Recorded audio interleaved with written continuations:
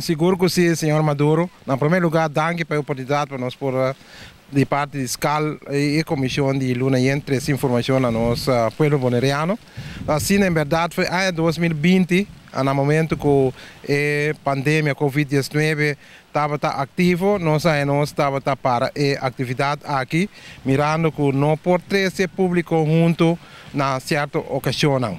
Ora, nós temos a noite de luna yenki, nós não compreendemos o que é. Bueno, assim que a noite com luna yenta será uma atividade que está tomando lugar a noite que a luna está yen. É a atividade aqui tem uma atividade literária, caminha presente não tá trazer poesia, conta, chiste, o qual que não tem não que trazer dilante não estão que tá a noite na atividade aqui. Então a atividade que está tomando lugar rond Bonaire, não necessariamente um caminho só.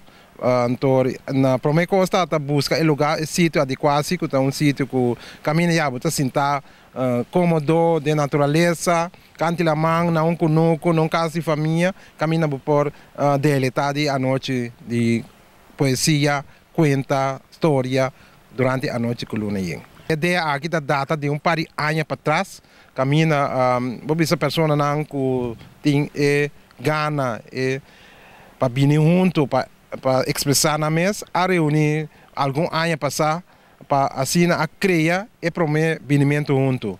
Tem alguma pessoa que está conhecer pensar aqui está, por exemplo, Uchi Franz, também nosso amigo Ubaldo Anthony, nós temos Orlando Francisca, Annette Sumter, a Frau Joy Halmeyer e também colega de nós que está Noite Coffee, que estava encarregado na mesa para organizar a atividade aqui. Dia 6 de abril, próximo, está tomando lugar na Rincón, na Conoco Altamira Unjo.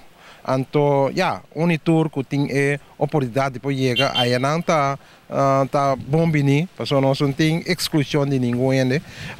Tem pessoas que de praia que está interessada em Rincón, tem a possibilidade de vir na escala, de 6 horas da tarde, para assim a bus que está passando aqui, para o bairro que está presente aqui para Rincón, depois três na back na escala. E na Rincón também pessoas que está desejando para o bairro econômico para arriba de missa, de qual a bus também passa a recorrer esse nango para aí para o bairro Conoco Altamira Unjo. Tanque éxito. Seguro que sim, na Pueblo de Bonaire, feliz dia de festa de Páscoa de Resurreição também e agora cuida curva.